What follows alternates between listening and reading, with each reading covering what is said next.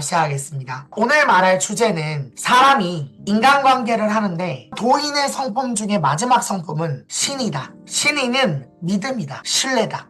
이 신의는 첫 번째, 자기 자신에 대한 사랑, 자기애예요. 그 자기애는 내 존재가 누구한테 비교해서 존재감이 있는 게 아니라 있는 그대로의 존재감입니다. 있는 그대로의 존재감이나 어떤 조건과 어떤 프로세스에 의해서 내가 나를 사랑하는 것이 아니라 이런 모습이든 저런 모습이든 잘난 모습이든 못난 모습이든 그런 기준으로 나를 사랑하는 것이 아니라 그냥 사랑하는 것이다. 나의 생명을 사랑하는 것이다.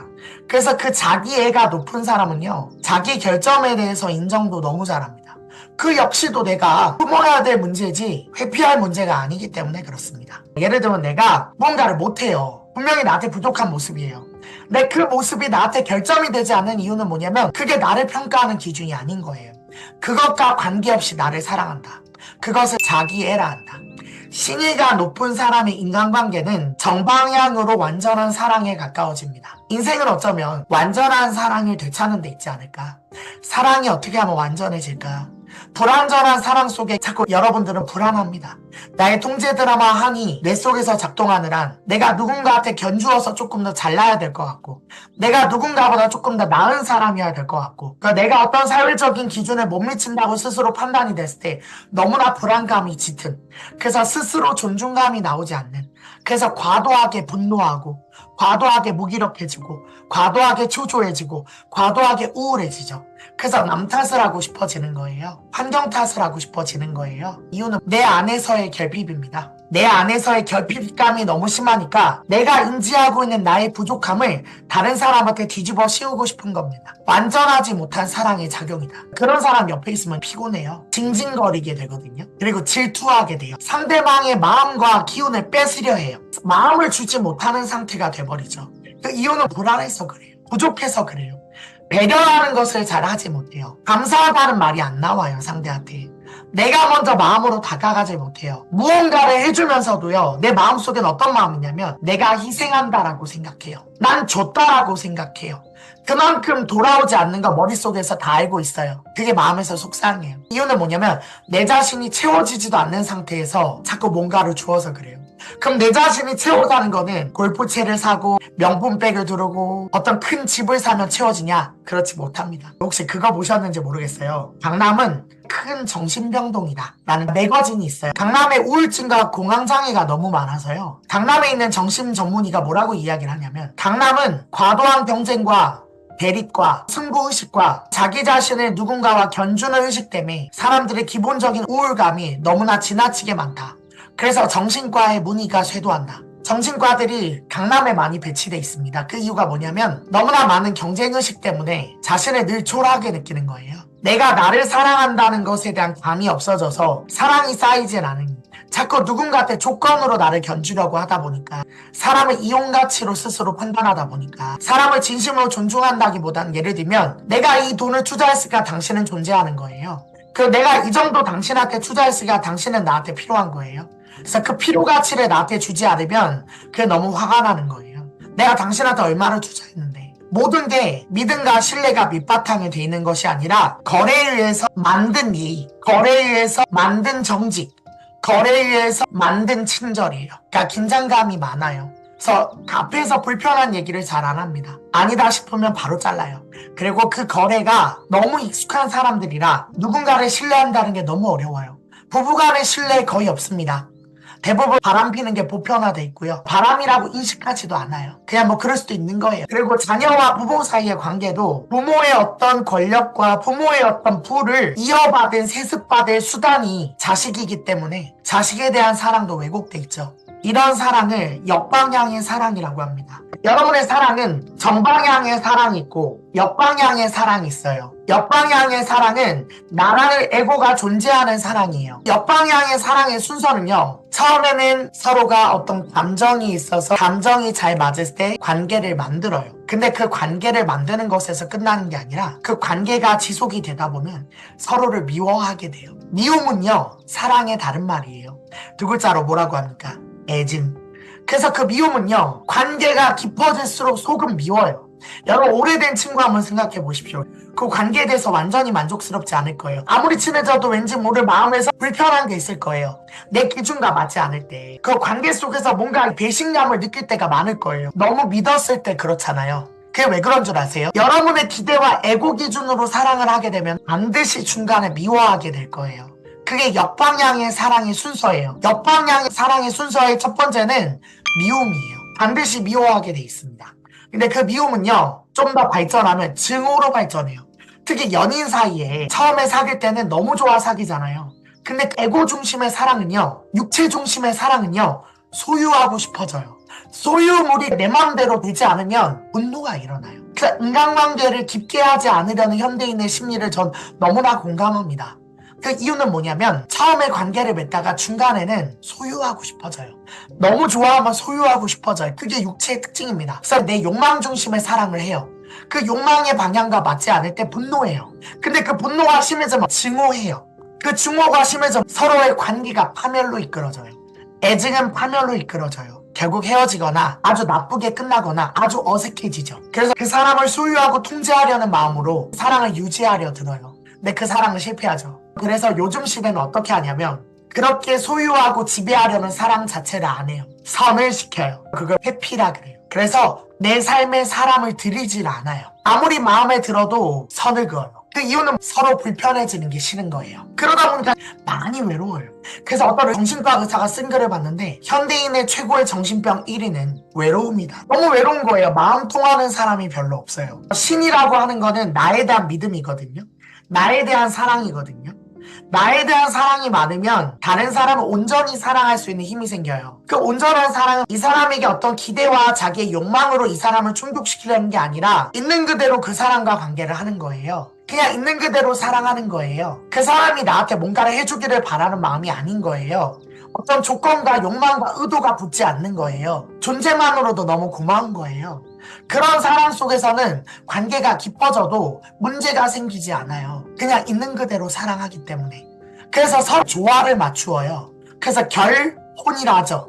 그 이유가 뭐냐면 혼과 혼이 결합한다는 것은 정신과 정신이 결합하는 거예요. 정신과 정신이 결합하는 건 감정과 욕망이 결합하는 게 아니죠. 감정과 욕망이 결합하지 않는 거는 서로가 서로를 존중하고 맞출 수 있다는 거예요. 욕망을 조절하겠다는 거예요. 그래서 욕망을 조절하면서 서로의 관계가 깊어져요.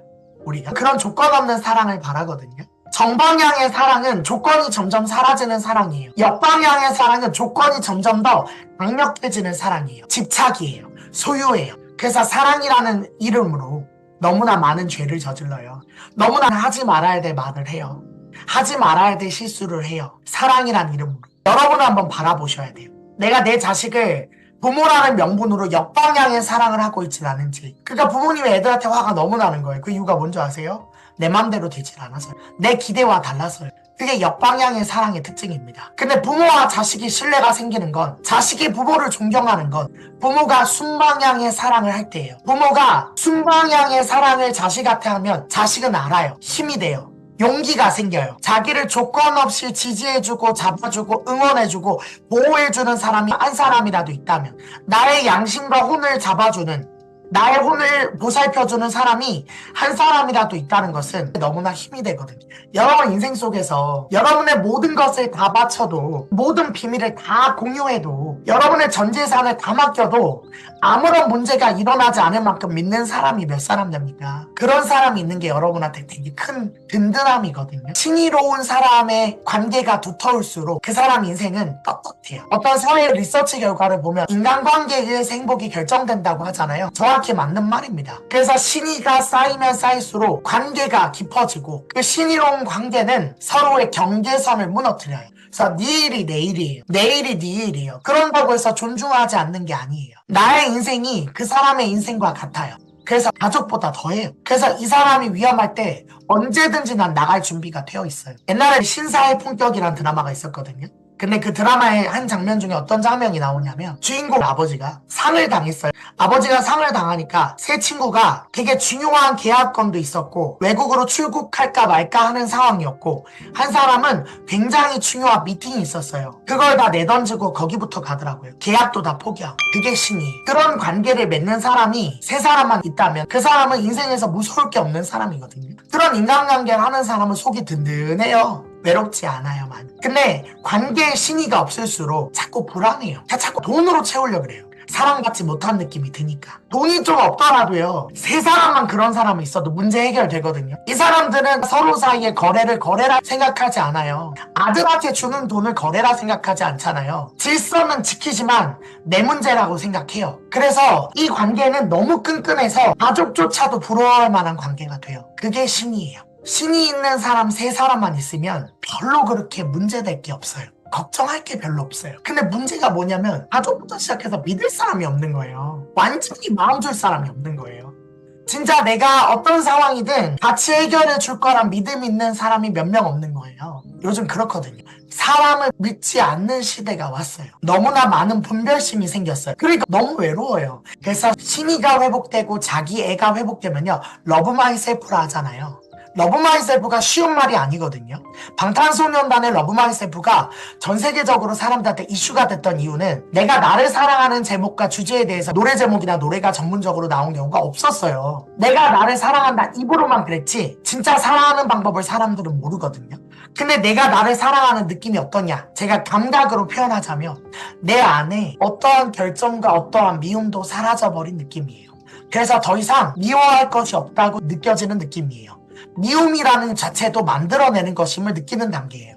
그래서 내 가슴 속에 느낄 거는 사랑밖에 없다고 느껴지는 의식룩수예요. 그게 자기애예요.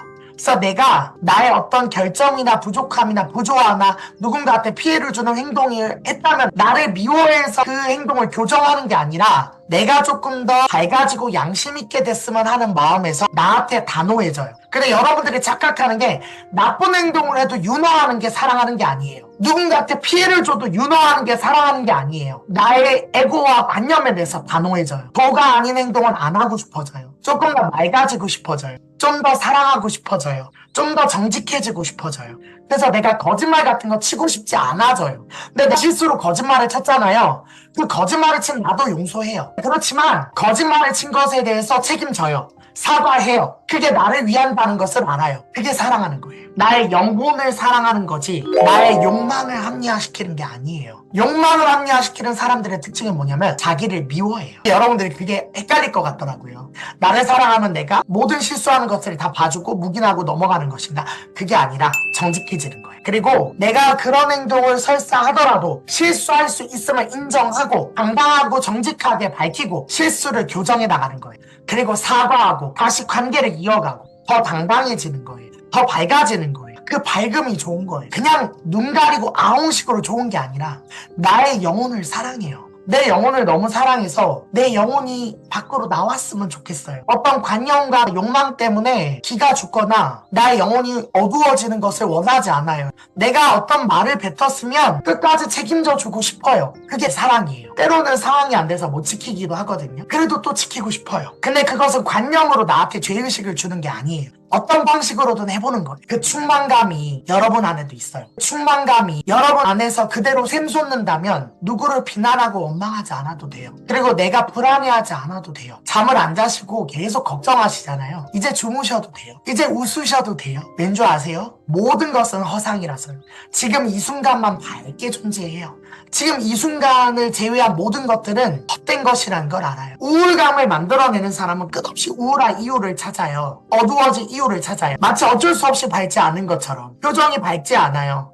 분노하는 사람은 계속 분노를 해요. 분노할 이유를 또 찾아요. 내 밝은 양심이 살아나고 영혼이 살아나면 어떻게 하면 살아날까를 고민하거든요. 어떻게 하면 더 균형을 맞출까? 어떻게 하면 더 어우러질까? 어떻게 하면 한 사람도 상처받지 않고 모두 다 살아날 수 있을까? 어떻게 하면 함께 갈 수 있을까?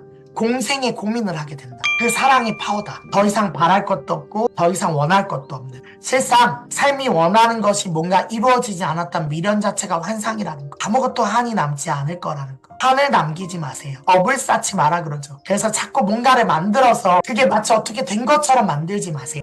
내가 억울해함을 만들지 마세요. 내가 뭔가 이루어지지 않는 뭔가가 있다고 만들지 마세요. 아무것도 그런 건 없어요. 지금 이 순간에만 있어요. 지금 이 순간을 살아가기 위해서 필요한 것들만 있어요. 미래를 설계하는 이유는 뭐냐면 더 큰 나를 만나기 위한 거예요. 그건 그것과 집착하려고 그러는 게 아닙니다. 꿈이라는 것을 만드는 이유는 더 나은 확장된 나를 만나기 위한 거예요. 집착하기 위한 게 아니에요.